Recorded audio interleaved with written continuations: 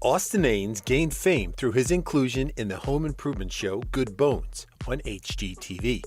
He was one of the demolition crew who took apart old rundown houses so that they could be transformed into someone's dream home. His easygoing personality made him a fan favorite, most noticeable for his big frame. So many are curious about his health and weight loss journey. Karen E. Lane and her daughter, Mina Starsiak-Hawk, owned their company Two Chicks and a Hammer, and their work was featured in HGTV's reality show Good Bones. Their company's mission statement was to revitalize Indianapolis one property at a time.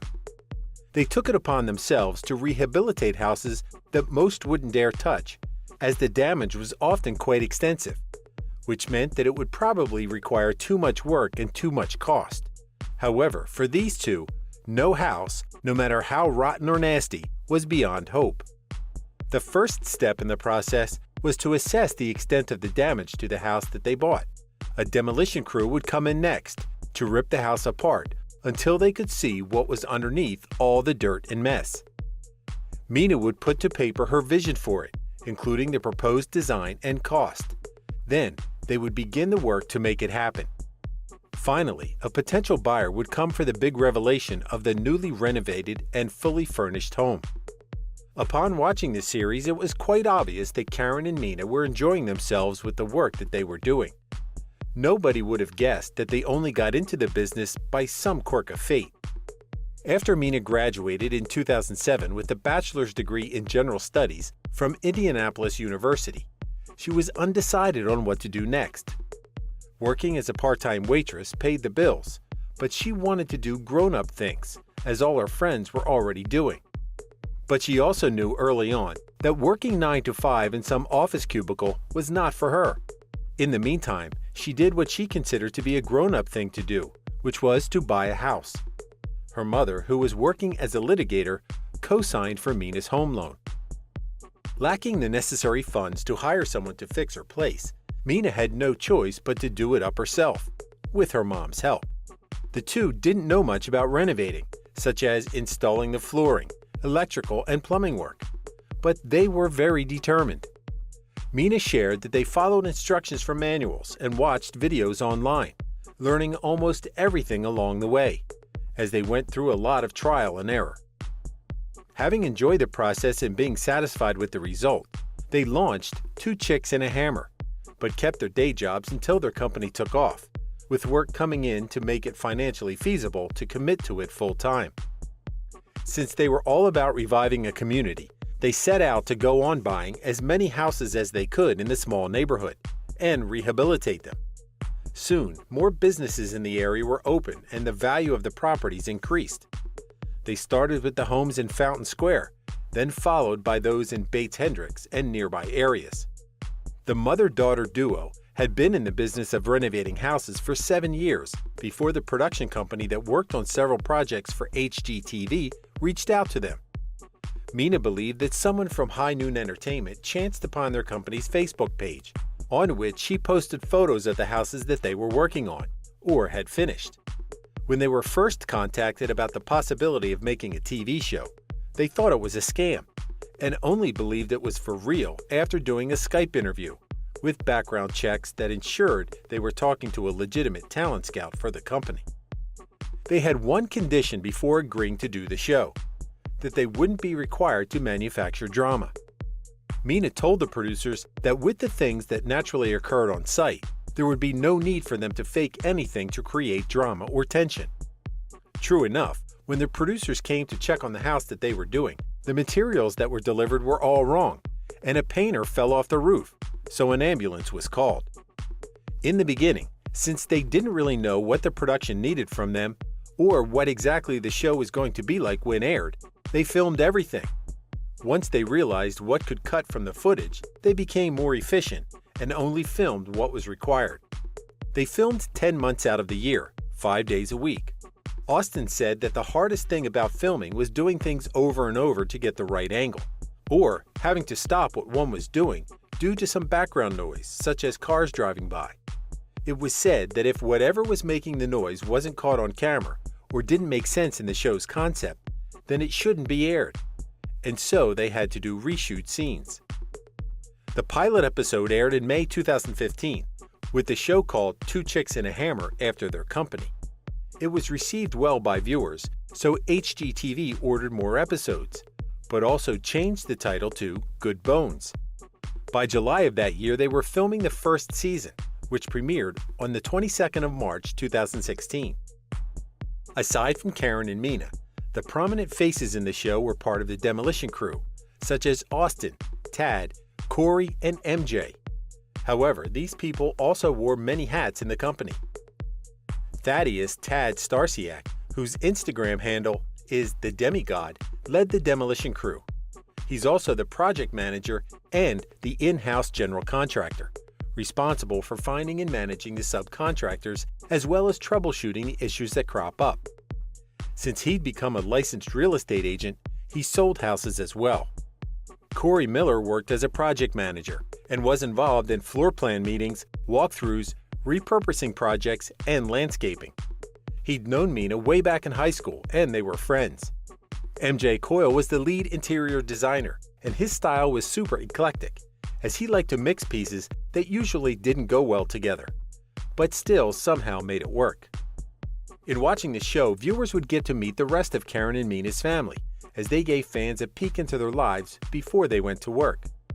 Some of them had their houses renovated, and others worked for Two Chicks and a Hammer. The two women even made a video of their complicated family tree and dynamics, which was uploaded onto the HGTV site. Karen and her first husband, Casey, had 3 kids, including Mina. After their divorce, Casey married Cheryl, and they had Tad. Tad was 12 when his mom passed away, and since he didn't get along well with his father, Karen welcomed him into her home and her life. Tad had said that it was love that made them a family. He's close to Mina, and they looked out for each other. Mina married Steve Hawk in 2016. When Casey and Cheryl divorced, she married her ex-husband Lenny, who was the company's head contractor, and appeared in the show until season 3. The women no longer used his company's services as they became too expensive for them. As to Austin, he's an Indianapolis native who traveled a lot but always felt the pull of home and knew that there was no other place that he would rather be. Admittedly, he was a town traitor, as instead of attending high school in Speedway where he was born and raised, he went to rival Cardinal Ritter High. He graduated from Butler University with a bachelor's degree in biology and afterwards dreamed of going to a physical therapy school. However, having to retake calculus and skipping a social psychology test to take part in the show were strong indications that his aptitude and real interest lay elsewhere.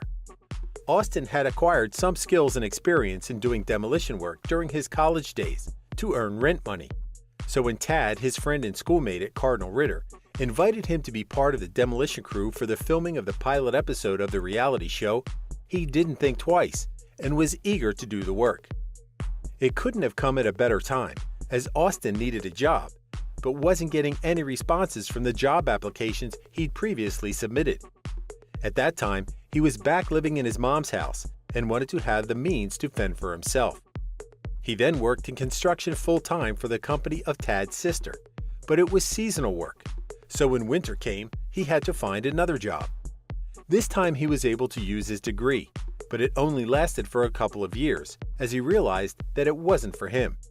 Apparently, he had more fun demolishing houses, even if it involved a lot of dirt, soot, and horrible surprises that one could only find in abandoned, decrepit structures.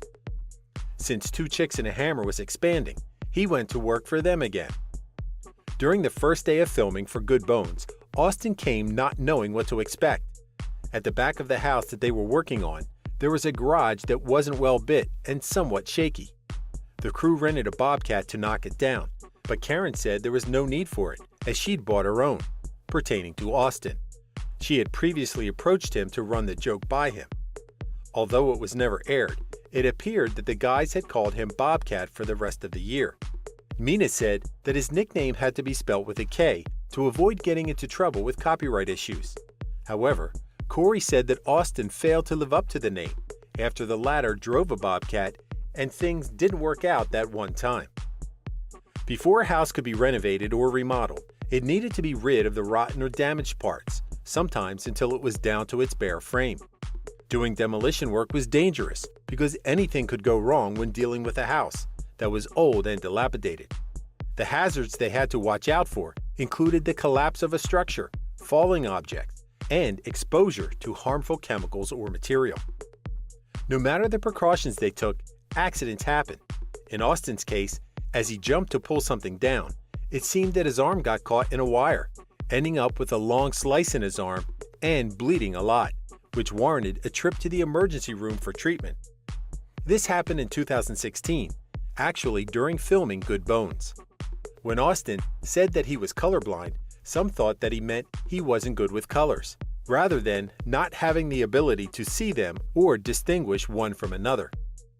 During a spring candle challenge he had with MJ, who'd won the challenge against Mina in the past, he claimed that having color blindness enabled his other senses to become better, particularly his sense of smell. This made him a serious competitor, although he admitted that his biggest flaw wasn't knowing the name of the various scents. He only guessed one correctly, the scent of grapefruit mangosteen, but his fans needn't feel bad about it. The winner only guessed 2 scents right. Austin's hard work paid off as he was promoted from being one of the demolition guys to project coordinator and in charge of public relations. That said, it didn't mean that fans wouldn't get to see him doing demolition work anymore, because he would still do that. It was just that his responsibilities at the company extended to other aspects of the business. One of them was monitoring their supply inventory, which didn't seem like a hard thing to do, except that they were scattered in various places, making it a tad inconvenient for him. Austin then announced in 2020 via his Instagram that he was to participate in a dance competition called Reason to Dance. Many were surprised by this, as although his fans knew that he was heavily into sports, dancing hadn't been mentioned. Apparently, he was doing this to raise money for the Riley Hospital for Children, but had been postponed because of the pandemic and only pushed through in 2021. Austin gave it his all and impressed everyone with his moves. He even managed to do the splits. Although he didn't become the grand champion like Karen E. Lane in 2018 and Tad Starsiak in 2019, he didn't feel that he'd lost at all. He had fun that night and, more importantly, raised $16,000, saying, "The competition raised a ton of funds that are going to make tangible differences in the kids' lives. And to be a part of something like that was special." Karen worked on an HGTV special called Good Bones, Better Yard, which showcased her skills in transforming outdoor spaces into some kind of retreat or oasis for a homeowner. As she had to deal with a yard in very bad shape, she naturally called on the boys, including Austin, to assist her. Her daughter Mina went solo as well, as she starred in her own 6-episode series, Good Bones, Risky Business. She took on the challenge of turning a 6,000 square foot eyesore in the community into a bed and breakfast. She was supposed to work on it with a new team, but problems cropped up and she had to call on her reliable regular crew to help her out. Both shows premiered in 2022, along with Season 7 of Good Bones. Austin rarely, if ever, talked about his weight issues on the show. While his size might be a concern to some because of its health implications, it didn't seem to hinder him from living his preferred lifestyle. Based on his Instagram posts, anyone could see that he enjoyed an active lifestyle. When not working, he's out biking, ice skating, or playing basketball. He also watched NBA games to cheer for the Indiana Pacers and the races at the Indiana Motor Speedway. At home, he would tend to his cacti and succulents, referring to these as his kids. Austin had come a long way from living with his mother to owning his first home in 2020, as he proudly shared on social media. As busy as he was, he found time to construct his patio and stairs with the help of his friends. All the great things that had happened in his life couldn't have come to a better person. Tad, his partner in crime, described him as one of the kindest and most helpful people he knew, and was most grateful for their friendship. Thank you for spending some time with us. Make sure to like and subscribe so you never miss another video. We also handpicked these videos which we recommend you watch next. You can talk to us on all social medias or ask a question in the comments below. Thank you for being with us, and we'll see you back tomorrow.